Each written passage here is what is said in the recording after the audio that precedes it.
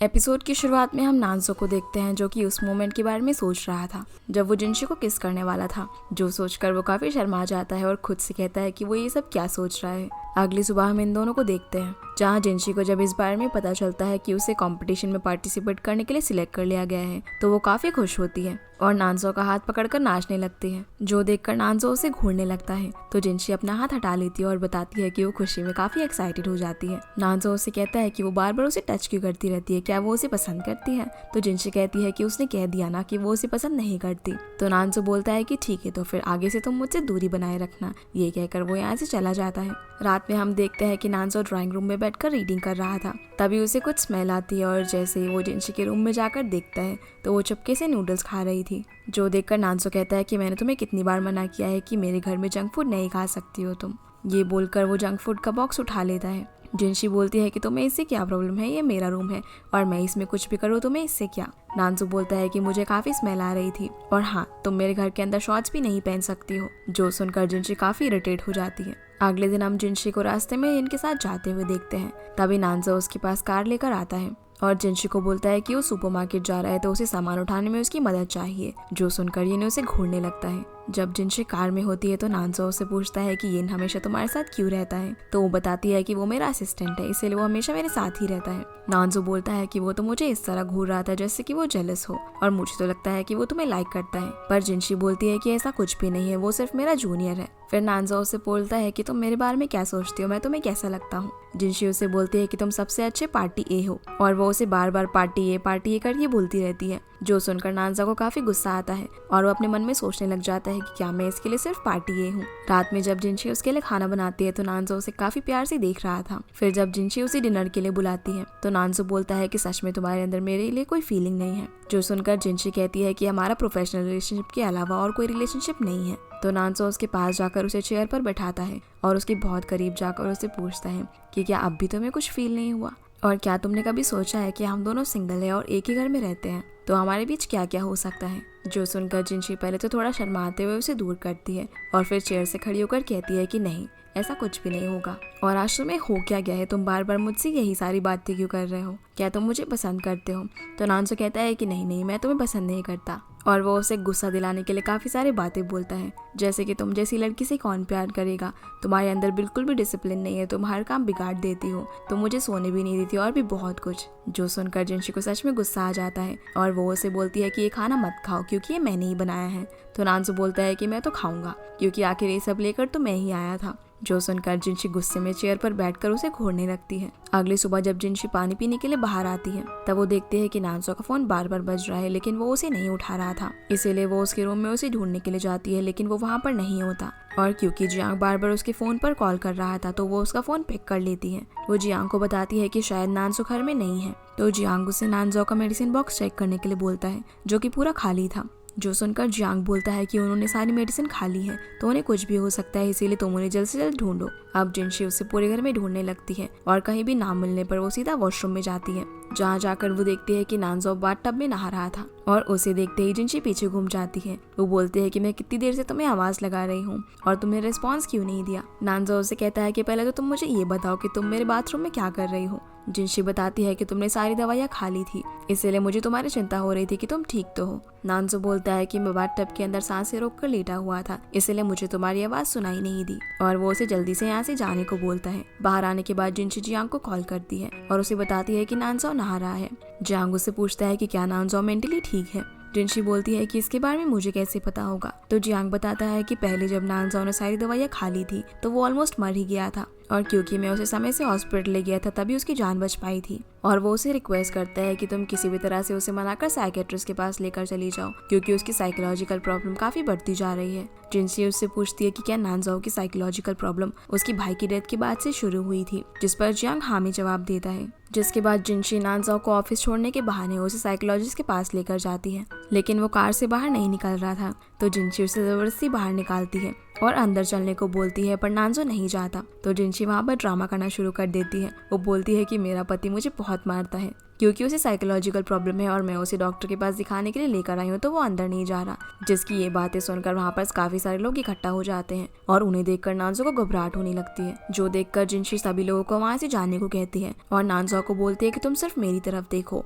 अब जब वो उसकी तरफ देखता है तो उसे थोड़ा अच्छा फील होने लगता है, जिसके बाद वो उसे अंदर लेकर जाती है। अब साइकोलॉजिस्ट उसे एक थेरेपी के लिए लेकर जाती है, जहाँ वो उसे बोलते हैं कि तुम धीरे धीरे करके उस दिन को याद करो जिससे तुम सबसे ज्यादा डरते हो। तो नानजाओ आंखें बंद करके याद करता है कि जब वो छोटा था तो वो अपने भाई के साथ फायरवर्क्स देखने के लिए गया था, जहाँ उसका बड़ा भाई कहता है कि यहाँ पर काफी भीड़ है, इसलिए इधर उधर मत भागना। पर नानजाओ के हाथ से उसके भाई का रूबिक्स क्यूब गिर जाता है, इसलिए वो उसे ढूंढने के लिए भीड़ में घुस जाता है और उसके पीछे पीछे उसका भाई भी जाता है। तभी वहाँ पर भगदड़ शुरू हो जाती है और शायद इसी भगदड़ में उसके भाई की मौत हो जाती है। ये सब चीजें याद करके नानजो एकदम आउट ऑफ कंट्रोल हो जाता है। तब साइकोलॉजिस्ट उसे रोकने की कोशिश करती है, लेकिन वो उसे धक्का दे देता है। उसी वक्त वहाँ पर जिनशी आती है, जो कि उसे होश में लाती है। उसे देखते ही नानजो उसे गले लगा लेता है, क्योंकि वो काफी घबराया हुआ था।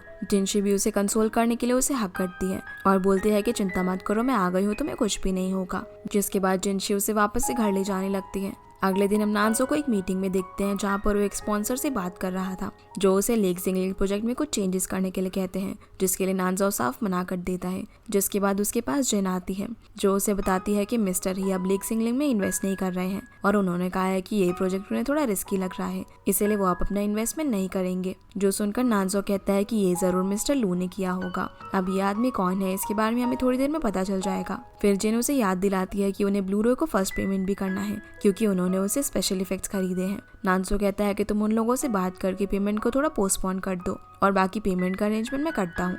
रात को जेन नानजाओ को कॉल करती है और उसे बताती है कि ब्लू रे कंपनी ने एक हफ्ते के लिए पेमेंट पोस्टपोन कर दी है। पर ये सुनकर नानजाओ ज्यादा कुछ खुश नहीं होता, क्योंकि उनकी कंपनी के पास फाइनेंसिस की काफी कमी थी और सारे इन्वेस्टर्स ने भी अपना इन्वेस्टमेंट विदड्रॉ कर लिया था। अगले दिन हम सू को देखते हैं, जिसे उसकी मॉम जबरदस्ती ब्लाइंड डेट पर भेजना चाहती थी, पर सू ने इसके लिए काफी मना करती है, क्योंकि वो तो जुआन को लाइक करती थी। पर उसकी मॉम उसे एक फैमिली डिनर पर चलने के लिए बोलती है, जहाँ पर उनके फैमिली फ्रेंड का बेटा भी आया हुआ था। आगे हम देखते हैं कि ये सभी उसी रेस्टोरेंट में जाते हैं जहाँ पर जुआन काम करता है। सू और जुआन एक दूसरे को वहाँ पर देखकर थोड़े ऑकवर्ड हो जाते हैं, तो सू से बात करने के लिए आती है और उसे बताती है कि मैं यहाँ पर आना नहीं चाहती थी, लेकिन मॉम ने यहाँ आने के लिए जबरदस्ती इंसिस्ट किया। तभी उनकी फैमिली फ्रेंड का बेटा वहाँ पर आ जाता है और इन दोनों को बात करते हुए पूछता है कि क्या तुम एक दूसरे को जानते हो। तो सू बताने ही वाली थी, पर उससे पहले जुआन बोल देता है कि हमारे वीआईपी कस्टमर है, इसलिए मैं इन्हें जानता हूँ। दूसरी तरफ हम जिनशी को देखते हैं, जो कि इनके साथ बैठकर काम कर रही थी। तभी उसे उसकी कंपनी का फोन आता है, जो उसे बताते हैं कि उसकी कॉमिक को एक कंपनी ने पसंद किया है और शायद वो उसका एनिमेशन बनाएंगे। इस चीज के लिए उसे उन लोगों से जाकर मिलना होगा। जो सुनकर जिनशी काफी खुश हो जाती है। फिर वो उस कंपनी में मीटिंग करने के लिए चली जाती है, पर वहाँ जाकर उसे पता चलता है कि ये तो मिस्टर ही की कंपनी है, जिन्होंने नानजाओ की कंपनी से अपना इन्वेस्टमेंट विदड्रॉ कर लिया। इसी बीच हम मिस्टर ही को मिस्टर लू से बात करता हुआ देखते हैं, जहाँ वो बोलता है कि अच्छा हुआ आपने वक्त रहते मुझे नानजाओ के बारे में बता दिया और मैंने इन्वेस्टमेंट कैंसिल कर दिया। जिनकी ये बातें जिनशी भी सुन लेती है। असल में मिस्टर लू वो पर्सन है जिसने नानजाओ के फादर के साथ मिलकर इस कंपनी को स्टैब्लिश किया था। जिनशी इन दोनों से मिलकर कहती है कि मुझे लगता है कि शायद आप दोनों को नानजाओ के बारे में कुछ गलतफहमी हो गई है और लेक जिंगलिंग एक बहुत ही अच्छा प्रोजेक्ट है।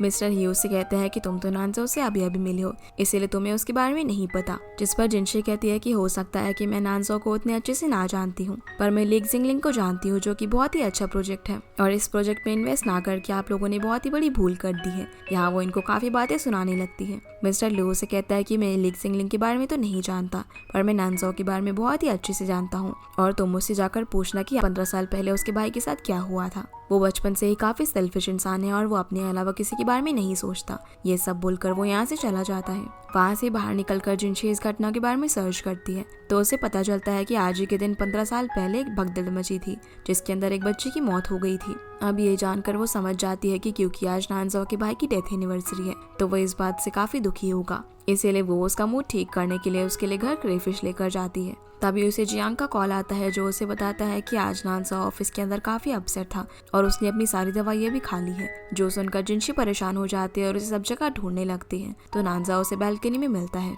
जो कि चुपचाप बैठकर आसमान की तरफ देख रहा था। जिनशी उसे देखकर स्माइल करते हुए उसके पास जाती है तो नानजो उससे पूछता है कि तुम्हें यहाँ पर आने की परमिशन किसने दी। जिनशी बोलती है कि मैं यहाँ पर रेंट देकर रहती हूँ तो मुझे भी यहाँ पर आने की परमिशन है। जो सुनकर नानजो कहता है कि अब तुम यहाँ पर आ ही गई हो तो चुपचाप आकर बैठ जाओ। जिनशी अब उसके सामने क्रेफिश निकालती है और बैठकर खाने लग जाती है, पर खाते समय वो जानबूझकर काफी आवाज कर रही थी। अब वो इससे पहले कुछ बोल पाता। जिनशी बोलती है कि क्रेफिश बहुत ही अच्छी होती है और इसे तुम्हें मिस नहीं करना चाहिए। ये बोलकर वो नानजो के मुंह में क्रेफिश ठूस देती है, पर नानजो जब उसे खाता है तो वो उसे काफी पसंद आती है, इसीलिए वो और खाने के लिए ग्लव्स पहनता है, पर नानजो उसे छील नहीं पाता। तो जिनशी उसे छीलने में उसकी हेल्प करती है और उसे अपने हाथों से क्रेफिश खिला देती है। फिर नानजो भी क्रेफिश छीलता है और अपने हाथों से जिनशी को खिलाता है, जो देखकर जिनशी सैड हो जाती है और बोलती है कि इतने सालों बाद किसी ने मुझे अपने हाथों से खिलाया है। यहाँ शायद उसे अपने पेरेंट्स की याद आ गई थी। अब जिनशी खाकर यहाँ से अपनी रूम की तरफ जाने लगती है, पर देखती है कि उसके रूम की बालकनी का दरवाजा तो लॉक है। तो वो नानजो से पूछती है कि क्या तुम्हारे पास इसकी चाबी है, पर नानजो के पास चाबी होते हुए भी वो मना कर देता है। इसीलिए जिनशी किसी को फोन करके बुलाने वाली थी, पर वो देखती है कि उसके फोन की बैटरी डेड है। वो नानजो से पूछती है कि क्या तुम्हारे फोन में बैटरी है, पर नानजो जानबूझकर अपने फोन को ऑफ कर देता है और कहता है कि देखो मेरे फोन में भी बैटरी नहीं है। अब वो उसे यहीं पर वेट करने को कहता है और कहता है कि सुबह जब कोई आएगा तो दरवाजा खोल देगा। अब ये दोनों सोफे पर बैठ जाते हैं जहाँ पर नानजो आसमान की तरफ देखे जा रहा था। जिनशी उससे पूछती है कि तुम क्या देख रहे हो, तो नानजो उसे स्टार्स के बारे में बताने लगता है, जो सुनकर जिनशी कहती है कि तुम्हें इस सब के बारे में कैसे पता। नानजो कहता है कि ये सब मुझे मेरे भाई ने बताया था जब मैं छोटा था। अब स्टार्स की तरफ देखते देखते जिनशी भी वहीं पर सो जाती है, तो नानजो उसे अपनी जैकेट निकाल कर उड़ा देता है और उसके पास बैठकर उसे देखने लग जाता है, पर तभी जिनशी की आँख खुल जाती है, जो देखकर नानजो खड़ा हो जाता है। तो जिनशी उसे उसकी जैकेट वापस कर देती है। नानजो कहता है कि अभी ठंडी हवा चल रही है इसीलिए तुम इसे पहन सकती हो। इसीलिए जिनशी उसकी जैकेट पहन लेती है, जहाँ उसे उसकी पॉकेट के अंदर चाबी मिलती है। जैसे ही वो चाबी निकालती है तो बोलती है कि ये तो बालकनी की चाबी है, पर नानजो झूठ बोलता है कि नहीं नहीं, ये तो मेरे ऑफिस की ड्रॉर की चाबी है। जिनशी कहती है कि भला किस ड्रॉर की चाबी इतनी बड़ी हो सकती है। ये बोलकर वो चाबी लेकर बालकनी की तरफ भागने लगती है और नानजो भी उसके पीछे पीछे भागता है। अगले सीन में हम जिनशी को वॉशरूम में देखते हैं, जहाँ वो सोचती है कि क्या वो मुझे अपने पास रखना चाहता था, पर इसके लिए उसने काफी भद्दा झूठ बोला, पागल कहीं का। ये बोलकर वो शर्माने लगती है। अगली सुबह जब जिनशी ब्रेकफास्ट रेडी कर रही होती है तो नानजो बिना टी शर्ट पहने उसके पास आता है और अपना टॉवल उसके ऊपर डाल के उसे अपनी तरफ खींचता है, जो देखकर जिनशी कहती है कि तुम क्या कर रहे हो। तो नानजो बोलता है कि मैं प्यासा हूँ। ये सुनकर जिनशी अपनी आंखें बंद कर लेती है, पर नानजो पीछे टेबल पर रखे ग्लास में पानी डालकर पीने लगता है। अब जैसे ही जिनशी अपनी आंख खोलकर उसे पानी पीता हुआ देखती है तो वो उसे दूर करके जल्दी से नाश्ता करने को बोलती है और टॉवल उसके मुंह पर फेंक कर मारती है। बोलती है कि जाकर कुछ टी शर्ट पहन लो। अगले दिन जिनशी जब अपने ऑफिस में होती है तो उसका बॉस उसे बहुत डांट लगाता है और उसे कंपनी से निकाल देता है क्योंकि उसने मिस्टर ही के साथ बदतमीजी की थी, जो देखकर यिन भी वहाँ से जॉब छोड़ देता है और दोनों वहाँ से बाहर आ जाते हैं। जिनशी उससे पूछती है कि अब वो क्या करेंगे, तो यिन बोलता है कि अब वो कंपटीशन पे फोकस करे, क्योंकि अगर वो उसका फर्स्ट प्राइज जीत गई तो उसे बहुत सारे पैसे मिलेंगे। फिर हम नानजाओ को देखते हैं जिसके पास जियांग आकर उसे बताता है कि जिनशी की कल मिस्टर ही और लू से बहस हो गई थी, क्योंकि उसे पता चल गया था कि मिस्टर लू के कहने पर ही मिस्टर ही ने अपना इन्वेस्टमेंट विथड्रॉ किया है, जिस वजह से उसे उसकी जॉब से भी निकाल दिया गया है। ये सुनकर नानजाओ थोड़ा परेशान हो जाता है। फिर वो उस साइट को खोलकर देखता है जिसमें जिनशी ने कंपटीशन में पार्टिसिपेट किया था, जहाँ वो नोटिस करता है कि 1% के वोट्स काफी जल्दी बढ़ रहे थे, क्योंकि वो वोटिंग कराने के लिए बॉट्स का इस्तेमाल कर रहा था। दूसरी तरफ हम जिनशी को देखते हैं जिससे भी कंपटीशन में वोटिंग की गड़बड़ी के बारे में पता चल जाता है, जिससे वो काफी परेशान हो जाती है। वहीं हम नानजाओ को देखते हैं जो कि उस कंपटीशन के ऑर्गेनाइजर को कॉल करके उन्हें वोटिंग में गड़बड़ी के बारे में बताता है और कहता है कि उन्हें फेयर वोटिंग करानी चाहिए। जिसके बाद जिनशी को इनका कॉल आता है जो उसे बताता है कि सारे वोट्स रिवाइज्ड हो गए हैं और अब हम दोनों टॉप 50 में आ गए हैं, जो सुनकर वो काफी खुश हो जाती है और वो सोच ही रही थी कि आखिर ये सब कैसे हुआ। तभी उसे नानजाओ की कंपनी के एक एम्प्लॉय का फोन आता है जो उसे बताता है कि नानजाओ ने ही उस कंपटीशन के ऑर्गेनाइजर को कॉल करके वोटिंग में गड़बड़ी के बारे में बताया और उसने तुम्हारे लिए हम सबको वोट करने के लिए भी कहा। जो सुनकर जिनशी नानजाओ को थैंक यू कहने के लिए जाने लगती है, जहाँ वो देखती है कि नानजाओ ड्राइंग रूम में बैठकर बुक रीड कर रहा था, तो वो उसके पास एक गिलास पानी लेकर जाती है और उसे थैंक यू बोलती है। नानजाओ कहता है कि थैंक यू की कोई जरूरत नहीं है, तुम अभी भी हमारी कंपनी की हाफ एम्प्लॉय जैसी हो, इसीलिए मैंने तुम्हारी मदद की और तुम्हारा जो कॉमिक लिखने का लेवल है वो इस कंपटीशन में सबसे अच्छा है। जो सुनकर जिनशी कहती है कि तुम काफी अच्छे इंसान हो और तुम हमेशा अपनी दोस्त को सपोर्ट करते हो। नानजाओ कहता है कि 1 मिनट, क्या तुमने अभी अभी मुझे दोस्त कहा? जिनशी बोलती है कि अगर तुम्हें नहीं पसंद तो तुम पार्टी बनकर भी रह सकते हो, पर नानजाओ कहता है कि नहीं नहीं, मैं दोस्त ही ठीक हूँ और ये सुनकर नानजा को काफी अच्छा लगता है क्योंकि पहली बार जिनशी ने उसे दोस्त कहा था। इसी बीच वो उसे ये भी पूछता है कि क्या तुमने मेरे लिए मिस्टर ही से झगड़ा किया। तो जिनशी कहती है कि वैसे भी मुझे वो कंपनी छोड़नी थी। जिसके बाद हम जुआन को देखते हैं जिसे शेफ से प्रमोट करके मैनेजर बना दिया गया था। तभी वो उस लड़की को वहाँ पर किसी और लड़की के साथ देखता है जो कि उस दिन सू के साथ फैमिली डिनर पर आया हुआ था, जो देखकर वो उसे बहुत मारता है और कस्टमर को पीटने की वजह से उसकी नौकरी भी चली जाती है। अगले दिन हम नानसो को उसके ऑफिस में देखते हैं जहाँ पर वो मीटिंग के लिए जाने ही वाला था। तभी उसकी मदर उसके पास आती है जो उसे पूछती है कि क्या तुम किसी प्रॉब्लम में हो क्योंकि तुम अपनी काफी प्रॉपर्टीज बेच चुके हो। पर नानजा उनकी बात को टालते हुए कह देता है कि मैं मीटिंग में जा रहा हूँ, इसलिए मैं आपसे बाद में बात करूंगा। फिर मदर इस सब के बारे में जिनसे पूछती है तो वो उन्हें सब कुछ बता देती है और ये भी बताती है कि जिनशी और नानजा सिर्फ रिलेशनशिप पर रहने का नाटक कर रहे हैं। जिसके बाद मदर घर पर जाती है जहाँ वो जिनशी से मिलती है और उसे पूछती है कि क्या तुम नानजा के साथ खुश हो। तो जिनशी बताती है कि हाँ, मैं उसके साथ काफी खुश हूँ और जब से आपने उसे डांटा है तब से वो मेरा काफी अच्छे से ख्याल रखता है। तभी वहाँ पर नैन्जो आता है जो कि कुछ काम करने के लिए सीधा अपने रूम में चला जाता है और कुछ देर बाद जब वो बाहर निकल के आता है तब वो मदर से कहता है कि अब बहुत रात हो गई है, इसीलिए आपको वापस से घर चले जाना चाहिए। तो मदर बोलती है कि अब इतनी रात को मेरा जाने का मन नहीं कर रहा, इसीलिए मैं यहीं पर रुक जाती हूँ। और ये सब नानजो की मदर ने जानबूझकर किया था। जिनशी बोलती है कि ठीक है, मैं आपके लिए रूम तैयार कर देती हूँ, पर मदर बोलती है कि वो ये सब कर लेगी और तुम लोग सोने चले जाओ। तो जिनशी अपने रूम में जाने लगती है, जो देखकर मदर पूछती है कि क्या तुम नानजो के साथ एक रूम में नहीं रहती। जिनशी बहाना करते हुए बोलती है कि मैं तो सिर्फ दरवाजा चेक करने के लिए जा रही थी कि वो अच्छी तरह से लॉक है या फिर नहीं। फिर वो नानजाओ के साथ उसके रूम में चली जाती है। रूम में जाकर नानजाओ जिनशी से बोलता है कि तुमने मदर को यहाँ पर क्यों रुकने दिया, जिसकी वजह से अब हमें एक ही रूम में सोना पड़ेगा। तो जिनशी कहती है कि इसमें कौन सी बड़ी बात है, हम में से एक बंदा जमीन पर सोएगा और एक बेड पर। तो चलो रॉक पेपर सीजर करके डिसाइड करते हैं कि कौन बेड पे सोएगा और कौन जमीन पर नानजो बोलता है कि तुम बेड पर सो जाना, मैं फ्लोर पर सो जाऊंगा। जो सुनकर जिनशी सोचने लगती है कि आखिर इसे क्या हुआ है, ये मेरे साथ इतने अच्छे से क्यों बिहेव कर रहा है। अब जब ये दोनों सोने लगते हैं तो जिनशी देखती है कि नानजाओ को बिल्कुल भी नींद नहीं आ रही है और वो बार बार करवटें बदल रहा है। तो जिनशी उससे बोलती है कि मेरे पास एक डील है, तुम मुझे 500 RMB पे कर देना और इसके बदले तुम मेरे साथ बेड पर सो सकते हो। नानजो बोलता है कि क्या तुम्हें नर्वस फील नहीं हो रहा किसी मेल के साथ एक ही रूम के अंदर सोने में। जिनशी बोलती है कि इसमें कौन सी बड़ी बात है, मैं तो जैंगिन के साथ भी एक बेड पर सोई थी। जो सुनकर नानजो अचानक से उठ जाता है और कहता है कि क्या तुमने उसके साथ बेड शेयर किया है। जिनशी बोलती है कि जब काम का ज्यादा प्रेशर रहता तो हम तो 6-6 लोग भी एक बेड पर सो जाया करते थे। जो सुनकर नानजो अजीब सी शक्ल बनाता है और लेट जाता है। फिर वो सोचने लगता है कि मुझे क्या है, वो किसी के साथ भी सो जाए। पर जब थोड़ी देर बाद वो उठकर देखता है तो जिनशी अपना पैर बाहर निकाल कर सो रही थी, जो देखकर नानजो सोचने लगता है कि ये सोते हुए कितनी क्यूट लगती है और फिर वो उसका पैर अंदर करने लगता है। पर जिनशी उसे एक जोर का किक मारती है और फिर नानजो की आवाज सुनकर वो भी उठ जाती है। वो उससे पूछती है कि क्या हुआ। तो नानजो उसे बताता है कि तुमने मेरे पेट में एक जोर की किक मारी।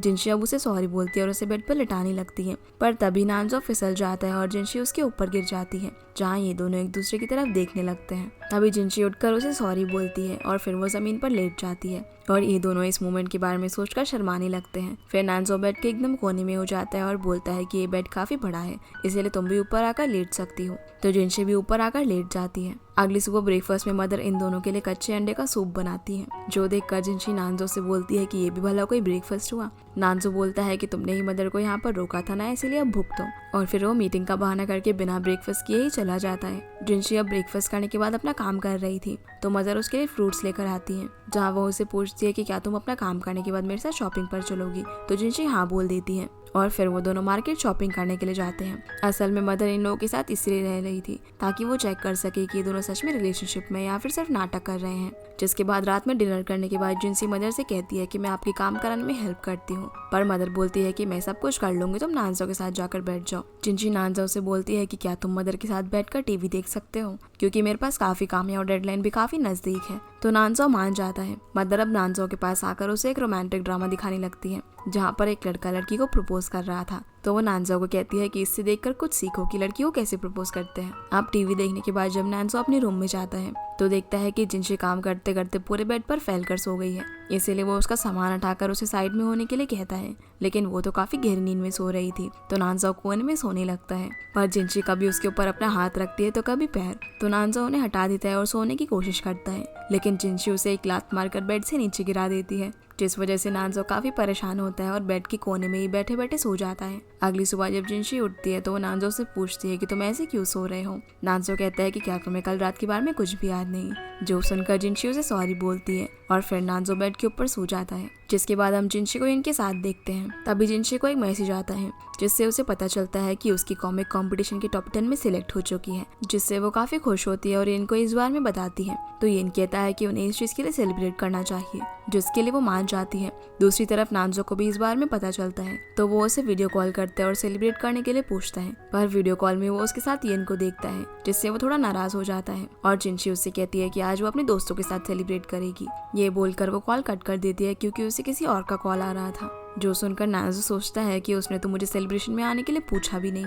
इसी बीच हम देखते हैं कि जिनशी को उसके सीनियर का कॉल आता है, जो कि उसे आज रात एक पार्टी में चलकर उसकी गर्लफ्रेंड होने का नाटक करने को बोलता है। और क्योंकि जिनशी ने उससे पहले काफी पैसे उधार लिए थे, इसीलिए वो उसे मना नहीं कर पाती और येन के साथ भी सेलिब्रेशन का प्लान कैंसिल करके वहाँ से चली जाती है, जिससे येन को भी थोड़ा बुरा लगता है। जिसके बाद नानजो के पास जेन आती है तो नानजो उसे हैप्पी बर्थडे विश करता है क्योंकि आज उसका बर्थडे था और उसे एज अ गिफ्ट एक ब्रेसलेट देता है, जो कि उसने जियांग से मंगवाया था। जेन उसे वो ब्रेसलेट पहनाने को बोलती है तो नानजो उसे पहना देता है। फिर जेन उसे कहती है कि क्या आज शाम को तुम फ्री हो, क्योंकि मेरा कोई दोस्त नहीं है तो हम डिनर करने चलते हैं। और क्योंकि जिनशी भी अपने दोस्तों के साथ डिनर पे जा रही थी, इसलिए वो उसे हाँ बोल देता है। रात में जिन नानजो के साथ डिनर करने के लिए एक रेस्टोरेंट में जाती है और हम देखते हैं कि उसी रेस्टोरेंट में जिनशी अपने सीनियर के साथ उसकी गर्लफ्रेंड बनकर पहुंच जाती है और वो वहाँ पर नानजो को देख लेती है, जिसे जिन के साथ देखकर वो सोचने लगती है कि शायद वो इसके साथ डेट पर आया होगा। तभी वहाँ पर जियांग आ जाता है, जो कि जिन का केक लेकर आया हुआ था। वो जिनशी को देखकर उससे पूछता है कि तुम यहाँ पर क्या कर रही हो, जो बात नानजो भी सुन लेता है और वो जिनशी को यहाँ पर किसी और लड़के के साथ देखकर उसकी तरफ आता है। सीनियर नानजो से पूछता है कि तुम कौन हो, तो नानजो जिनशी को बोलता है कि बताओ इसे कि मैं कौन हूँ। अब बेचारी जिनशी एकदम फंस चुकी थी कि वो किसकी साइड ले, पर वो अपने सीनियर की ही साइड लेती है और बताती है कि नानजो मेरा फ्रेंड है, जो सुनकर नानजो खुद ही बता देता है कि ये मेरी फियांसे है। ये बोलकर वो जिनशी को वहाँ से बाहर ले जाता है। बाहर जाकर नानजो जिनशी को कहता है कि तो ये था तुम्हारा डिनर सेलिब्रेशन। जिनशी उससे बताती है कि वो मेरा सीनियर है और मैं यहाँ पर उसकी गर्लफ्रेंड होने का सिर्फ नाटक कर रही थी, क्योंकि वो अपनी एक्स गर्लफ्रेंड को सबक सिखाना चाहता था। नानजो बोलता है कि तुम मेरे फियांसे हो और तुम किसी और के साथ इस तरह से डिनर पर कैसे जा सकती हो, अगर कोई तुम्हें देख लेता तो मेरे रेपुटेशन का क्या होता। जिनशी बोलती है कि तुम भी तो जिनके साथ डेट पर आए थे, अगर कोई तुम्हें उसके साथ देख लेता तो मेरे रेपुटेशन का क्या होता। नानजो कहता है कि वो मेरे बिजनेस पार्टनर है और हम हमेशा साथ में रहते हैं और आज जिनका बर्थडे है, इसलिए मैं उसका बर्थडे सेलिब्रेट करने के लिए आया था। जो सुनकर जिनशी कहती है कि अच्छा, तो वो तुम्हारी बेस्ट बिजनेस पार्टनर है और तुम वैसे भी हमेशा उसी के साथ रहते हो, तो तुमने उसे ही क्यों नहीं अपने फियांसे बना लिया। नानजो बोलता है कि वो सिर्फ मेरे बिजनेस पार्टनर है और कुछ भी नहीं, और अग्रीमेंट के हिसाब से तुम मेरी फियांसे हो। जिनशी बोलती है कि मैं सिर्फ तुम्हारी कर्जदार हूँ और मुझे अपना कर्जा चुकाने के लिए बहुत ही मेहनत करनी होती है, तरह तरह के काम करने पड़ते हैं और मैं तुम्हारी तरह उसूल वाली नहीं हो सकती, क्योंकि मुझे अपने लिए एक लिविंग अर्न करनी होती है। इसीलिए अगर तुम मुझे चीप समझते हो तो हाँ, मैं हूँ चीप। ये बोलकर वो यहाँ से गुस्से में रोते रोते चली जाती है। अब जिनशी जब रास्ते में जा रही होती है तभी येन पीछे से आकर उसका हाथ पकड़ के उसे रोकता है, जिससे जिनशी को लगता है कि शायद वो नानजो है। पर जैसे ही वो पीछे मुड़कर येन को देखती है तो वो उससे पूछती है कि तुम यहाँ पर क्या कर रहे हो। येन बोलता है कि मैं तो बस यहाँ से गुजर रहा था और मैंने तुम्हारी और नानजो की बातें सुन ली। वो उसे ये भी पूछता है कि तुमने नानजो से इतने पैसे उधार क्यों लिए और तुम दोनों का कोई रिलेशनशिप वगैरह नहीं है, बल्कि तुम दोनों तो सिर्फ रिलेशनशिप में होने का नाटक कर रहे थे। जो सुनकर जिनशी कहती है कि तुम ये सब किसी को भी नहीं बता सकते, और रही बात पैसों की तो मैं इस बार में तुम्हें बाद में बताऊंगी, क्योंकि ये बहुत लंबी कहानी है। ये जानकर काफी खुश होता है कि वो दोनों रिलेशनशिप में नहीं है और फिर वो उसे कहीं पर खाने पीने के लिए चलने को पूछता है, पर जिनशी बोलती है कि नहीं, उसे घर जाना है और फिर वो दोनों वहाँ से चले जाते हैं। दूसरी तरफ हम नानजो को देखते हैं, जो कि उसी रेस्टोरेंट के बाहर खड़ा हुआ था। तभी वहाँ पर जिन आती है तो नानजो बोलता है कि चलो मैं तुम्हें घर तक छोड़ देता हूँ। कार में जिन पूछती है कि क्या जिनशी सच में किसी और को डेट कर रही है और ये तो तुम्हारे लिए काफी डिफिकल्ट रहा होगा। नानजो कहता है कि ये सब मेरे मैटर्स है, मैं इन्हें हैंडल कर लूंगा, तुम सिर्फ ऑफिस का काम संभालो। रात में जब नानजो घर आता है तो उसकी मदर उसका हॉल में ही वेट कर रही थी, जो उससे जिनशी की किसी और के साथ फोटो दिखाते हुए कहती है कि क्या तुम दोनों सच में रिलेशनशिप में होने का नाटक कर रहे हो, और मैंने तुम्हें कितनी बार कहा है कि तुम अपने फादर की विल को भूल जाओ, तुम उनकी वजह से जिनशी से शादी मत करो। नानजो उन्हें बताता है कि वो सच में जिनशी को पसंद करता है, तो मदर कहती है कि तो फिर तुम उससे इतना झगड़ा क्यों करते हो, अगर तुम उससे इसी तरह झगड़ते रहोगे तो वो कभी भी तुम्हारी फीलिंग्स को समझ नहीं पाएगी। अब जब जिनशी घर आती है तो मदर उसे फ्रूट्स खाने के लिए देती है और नानजो के बारे में बातें करने लगती है। तभी नानजो बाहर आकर अपनी मदर से कहता है कि बहुत लेट हो गया और आपको सो जाना चाहिए, इसीलिए मदर वहाँ से चली जाती है। फिर जब नानजो रूम में होता है तब जिनशी भी आती है, लेकिन वो उससे कुछ भी बात नहीं करती। और नानजो भी उसे सॉरी कहने की हिम्मत नहीं जुटा पाता। थोड़ी देर बाद वो हॉल में जाता है जहाँ पर उसकी मदर बुक रीड कर रही थी। मदर नानजो से पूछती है कि क्या तुमने उसे सॉरी कहा, तो नानजो नो में जवाब देता है। मदर बोलती है कि क्या मैं इस काम में तुम्हारी मदद करूं, तो नानजो कहता है कि नहीं, ये मैं खुद ही कर लूंगा। इसी बीच हम जिनशी को देखते हैं जिसे भी नींद नहीं आ रही थी, तो वो उठकर बाहर हॉल में आती है जहाँ वो नानजो को अकेले बैठा हुआ देखती है। तो वो उसके पास आकर कहती है कि अगर तुम मुझे अच्छे से सॉरी कहोगे तो मैं तुम्हें माफ कर दूंगी। जो सुनकर नानजो फटाफट से उठकर उसे सॉरी बोल देता है। जो सुनकर जिनशी मान जाती है और कहती है कि इसके बदले में तुम्हें मुझे पूरे महीने के स्नैक्स लाकर देने होंगे। नानजो बोलता है कि ठीक है, और तुम भी अब से किसी की गर्लफ्रेंड होने का नाटक नहीं करोगी। जिसके बाद हम सू को उसी लड़के के साथ लंच करता हुआ देखते हैं। तभी वहाँ पर जुआन आ जाता है, जिसे देखकर वो लड़का घबरा जाता है और पूछता है कि तुम यहाँ पर क्या कर रहे हो। तो जुआन कहता है कि मेरी दोस्त किसी के साथ डेट पर आई है, इसलिए मैं उसे देखने के लिए आया हूँ। अब ये जानकर कि ये दोनों दोस्त हैं, वो सू के बारे में उल्टी सीधी बातें करने लगता है। तो जुआन उसका कॉलर पकड़ लेता है और बोलता है कि अब अपने मुंह से एक भी शब्द मत निकालना, वरना मैं तुम्हारा मुंह तोड़ दूंगा। फिर सू यहाँ से जुआन के साथ जाने लगती है। तो वो लड़का कहता है कि तुमसे कोई प्यार व्यार नहीं करता, बल्कि ये सिर्फ तुम्हारे पैसों के पीछे है। जो सुनकर सू को काफी गुस्सा आता है और वो उसे एक थप्पड़ मारकर वहाँ से जुआन के साथ चली जाती है। बाहर आकर जुआन उसे बोलता है कि तुम ऐसे लड़के को डेट कैसे कर सकती हो। तो सू कहती है कि मैंने तो कहा था तुम्हारी मदर जो कहती है उनकी बात मान लो। फिर वो उसे एक लेक के पास लेकर जाता है। जो उसे बताती है कि जब हम लोग बचपन में यहाँ पर आए थे तो हमने यहाँ एक फोटो क्लिक किया था और मेरे पास सिर्फ तुम्हारा वही एक फोटो है। ये सब बातें करते करते वो अपनी फीलिंग्स कन्फेस करने वाली होती है, लेकिन नहीं कर पाती। इसीलिए वो अपने बैग से एक डायरी निकाल कर जुआन को देती है, जिसमें उसने बचपन से लेकर आज तक अपनी सारी फीलिंग्स उसके लिए लिखी हुई थी। जैसे जुआन उसमें ओपन करता है तो उसमें लिखा हुआ था कि सू लव जुआन, जो पढ़कर जुआन को काफी अच्छा लगता है। वो अपने मन में सोचता है कि मैं भी तुमसे बहुत प्यार करता हूँ, लेकिन मैं तुम्हारे लायक नहीं हूँ। और फिर वो उसकी डायरी उसे वापस करते हुए कहता है कि मैं तुमसे कोई प्यार व्यार नहीं करता। सू बोलती है कि मुझे पता है कि तुम झूठ बोल रहे हो, पर वो उसका कोई जवाब नहीं देता और वहाँ से चला जाता है। अगली सुबह जब नानजो और जिनशी उठते हैं तो देखते हैं कि बाहर ब्रेकफास्ट बना हुआ था और मदर उनके लिए एक नोट छोड़कर गई थी, जिसमें उन्होंने लिखा हुआ था कि उन्हें कुछ जरूरी काम आ गया है और वो उन दोनों को परेशान नहीं करना चाहती थी, इसीलिए वो चली गई हैं। तभी डोरबेल बजती है और जब जिनशी देखती है तो वो देखती है कि उसका एक पार्सल आया है, जिससे उसे पता चलता है कि उसकी कॉमिक जो है वो कंपटीशन में सेमीफाइनल में पहुंच चुकी है। ये देखकर वो काफी खुश हो जाती है और दौड़ते हुए नानजो के पास जाकर उसके गले लग जाती है। जो देखकर नानजो पहले तो शॉक होता है, लेकिन उसे खुश देखकर वो भी काफी खुश हो जाता है। इसी के साथ ये एपिसोड यहीं पर खत्म हो जाता है। तो गाइस, ये थे आज के वीडियो एंड आई होप आप लोगों को ये वीडियो पसंद आई होगी। तो इस वीडियो को लाइक कर चैनल को सब्सक्राइब जरूर कीजिएगा। आपसे फिर मिलते हैं अगले एपिसोड में, तब तक के लिए गुड बाय।